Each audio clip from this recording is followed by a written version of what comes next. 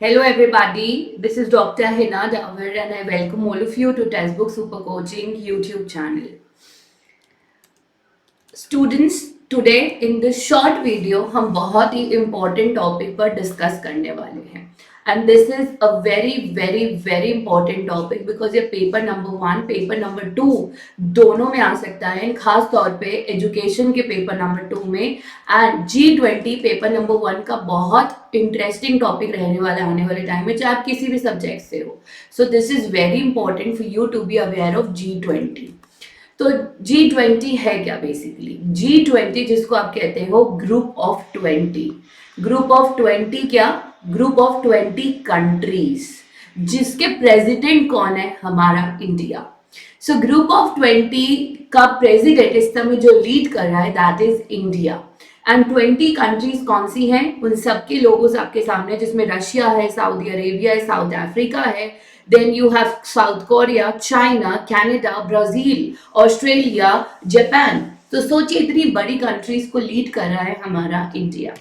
So what exactly it is? ये एक international forum है. It's an international forum. Forum means जहां पे लोग मिलकर डिस्कस करते हैं डिफरेंट नेशंस, खास तौर पे कि किस तरह से इकोनॉमिकली स्टेबलाइज किया जाए. So it's an international economic cooperation forum जिसकी जो प्रेसिडेंसी है that means the president is India. और टेन्योर क्या है? 1 दिसंबर 2022 को इंडिया को मिली थी ये प्रेसिडेंसी जो कि रहेगी 30 नवंबर 2023 तक. यानी इस एक साल के लिए India is going to be the president for this group. तो यानी पूरा एक साल इंडिया के पास है टिल 30th of November. सो ये गर्व का मूवमेंट है आपके, मेरे लिए, हम सब के लिए कि yes India is also leading this forum. Because आपने देखा Japan, China, no less countries, वो हमसे हर तरह से काफी एडवांस है, still India is leading them. ठीक है. So it's a very proud movement जहां पे India is going to take the most crucial decisions, जो कि आप जानते हैं अगर इंडिया लीड करेगा तो decisions definitely will it be in our favours also. ये फाइनली G20 आया कब था? G20 आया था 1999 में. Students this is very important क्योंकि पेपर नंबर 1, पेपर 2 में G20 से क्वेश्चन आएगा, तुम लोग घबरा जाओगे. ठीक है. तो एशियन फाइनेंशियल क्राइसिस के टाइम पर इस फोरम को बनाया गया था जिसमें हर कंट्री के जितने भी बैंक गवर्नर्स हैं या फिर फाइनेंस मिनिस्टर है they are part of it. But अच्छी बात यह है इस बार G20 पे इंडिया में एक बहुत बड़ा एजुकेशन से रिलेटेड सेमिनार हुआ है which is very important for you people because वो आएगा एग्जाम में. तो G20 में टोटल 19 कंट्रीज हैं. ठीक है. There are 19 countries plus European union. तो 19 कंट्रीज के साथ एक European union which is organisation of countries, European union वो भी उसके मेंबर है. सो टोटल बन गया 20.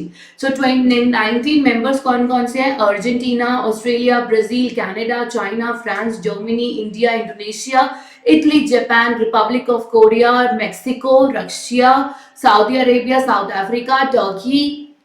Then you have UK, United Kingdoms and United States and the European Union. So total becomes 19 countries plus European Union. लोगो क्या है? इस समय इंडिया लीड कर रहा है. You can see. So the G20 logo has the Indian nation in it. ठीक है. आप देख रहे हो हमारे ट्राइंगल, हमारे जो नेशन का हमारा फ्लैग है जिसमें ट्राई कलर्स है उसको थीम यूज किया गया है. एंड लोगो में मेन थीम क्या है? वसुदेव कुटुंबकम, यानी one earth, one family, one future. एक ही हमारी धरती पृथ्वी, हम एक परिवार है और हम सब मिलके आगे बढ़ेंगे. सो ये जो पूरा G20 का लोगो है that is conveying the message of Vasudev Kutumbakam. You can see in the lotus we have the complete earth, basically giving the essence of the wisdom of India. तो Vasudev Kutumbakam पर theme है. अब आता है very important part. वो ये है कि G20 का इस बार एक सेमिनार किया गया था खास तौर पे एजुकेशन फील्ड से डील करने के लिए कि किस तरह से स्ट्रेंथ किया जाए रिसर्च वर्क को और इनोवेशन, क्रिएटिविटी, इनोवेशन को लाया जाए. ये आपका मेन थीम था. This is very important, please note it everybody. कहाँ हुआ था? अमृतसर में, खालसा कॉलेज में ऑन 15th of March. इसी रीजन से ये इस बार के एग्जाम में नहीं आया था क्योंकि 14th of March को ये आपका पेपर था. तो इस बार आप पेपर नंबर 2 के अंदर 100% G20 से क्वेश्चन एक्सेप्ट कर सकते हो फॉर द एजुकेशन, और पेपर नंबर 1 वाले पूरे टोटल में से भी कर सकते हैं, ठीक है। तो यानी आपको ये सारा पता होना चाहिए। एंड भगवत मान सिंह जो कि सीएम है पंजाब के, उन्होंने होस्ट किया था G20 के सेमिनार को। ये थे आपके मेन ऑब्जेक्टिव्स। पहला, रिसर्च में जितने भी गैप्स हैं उनको फिल किया जाए, जिसके लिए इंडस्ट्री सेटअप, गवर्नमेंट सेटअप और अकेडमिशियंस को मिलकर काम करना पड़ेगा। सरकार को, एक्सपर्ट्स को और आपकी जितनी भी टेक्निकल फील्ड्स है उनके लोगों को मिलकर एड्रेस करना पड़ेगा, ताकि हम ग्लोबली आगे बढ़ सके और कुछ नया कर पाए।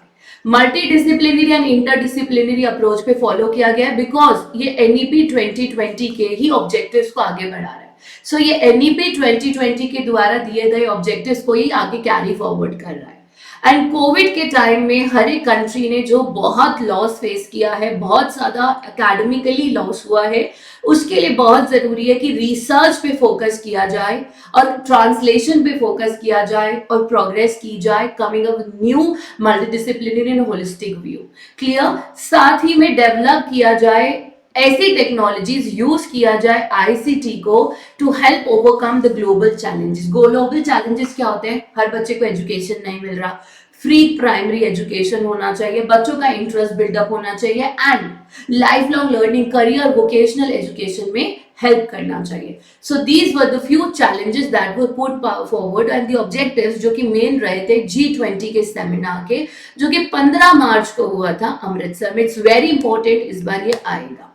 एंड अगर आप हमें अभी भी ज्वाइन करना चाहते हैं, जिसमें आपको पेपर नंबर 1, पेपर 2 के वीडियो कोर्सेज मिलेंगे, मॉक टेस्ट मिलेंगे, प्रीवियस ईयर्स क्वेश्चन का पूरा एक सीरीज मिलेगा, ज्यादा लाइव क्लासेस मिलेंगी पेड, ठीक है। तो आपको करना कुछ नहीं है, हिना जी कूपन कोड यूज कीजिए और ये सब कुछ पाइए 4349 में, जिसका लास्ट डेट है कब? It's the 8th of April. So do join us. Take care. God bless you all. Keep smiling.